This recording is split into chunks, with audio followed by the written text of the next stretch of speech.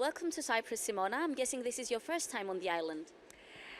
Thank you. It's a pleasure to be here. It's now my first time. I've been there 10 years ago, and so I'm very happy to be here again. What took you so long to come back? I don't know, that's a good question, because I actually wanted to come back, but now I think I'm here for a good reason. This event, Repaint Your Life, that happened last night. Yes, it was a wonderful event, and I enjoyed it very much, so I understand why I came back. I'm taking you back now in time to when you were born. You were born without hands. This is not something that happened due to an accident or a sickness after you were born. When did you realize that you were different from other children? That's a good question, because I'm still asking my question to myself, because I don't know if I'm still realizing it.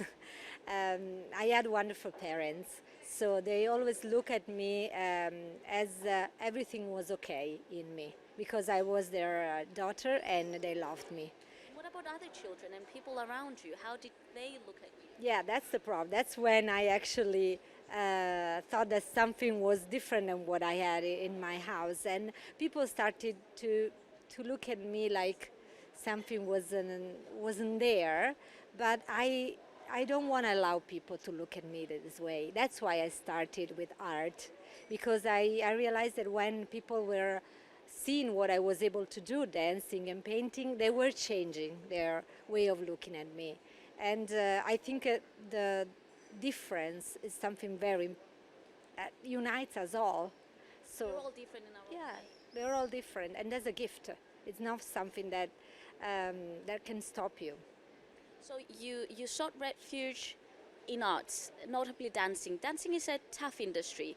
They need people to be strong, have all their members on them, and extend them in all different kinds of ways. How did you choose dancing, and didn't not having arms throw you off from dancing?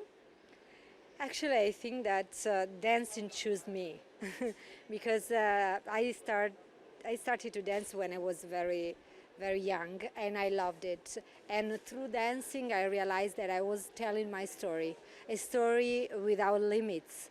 And I was dreaming to becoming a dancer, but I didn't know that this dream would really come true.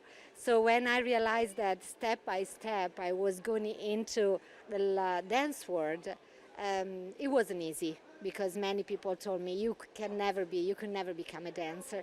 But I didn't want them to stop me. I just thought that this was my dream, and I wanted to fulfill my dream. We need to let our audience know that you actually studied dancing in Canada. You went and sought this out professionally. Yes, actually I studied visual arts, so painting and dancing, because these are, like I call them, my wings.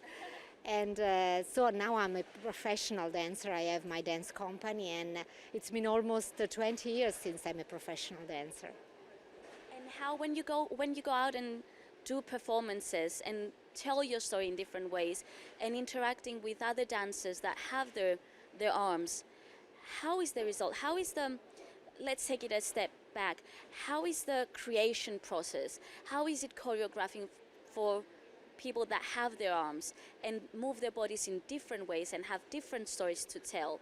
How is that for you, being apart from a dancer and a choreographer?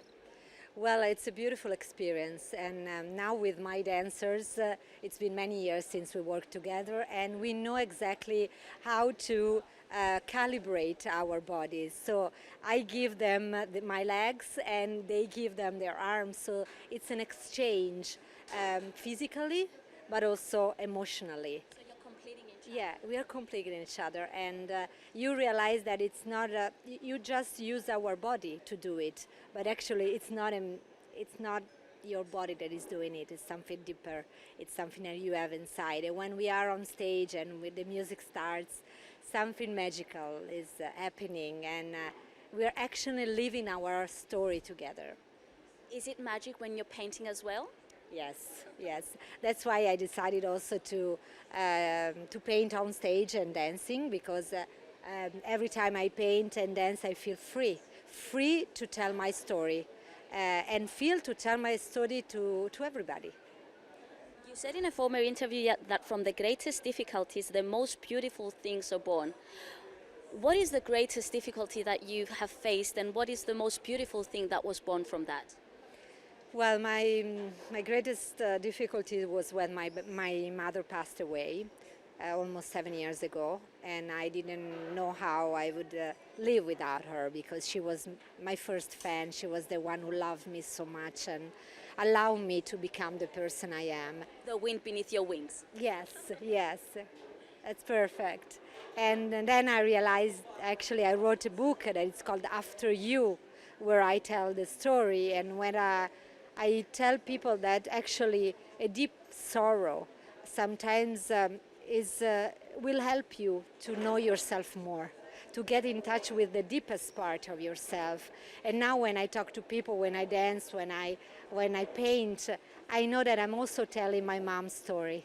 And so the story is complete now. So if the story is complete, where do you go from now? What are your next goals? Where do you see yourself spreading your wings next? Well, I see myself keep doing what I'm doing and meeting more people and more countries and more people that actually want to live their life without any excuse. And I see myself enjoying my life. Thank you so very much, Simona. It was lovely meeting you, and it was an honor receiving the messages from you, and I hope they go to our audiences as well. Thank you very much. It was a pleasure talking to you and being here in this beautiful country again.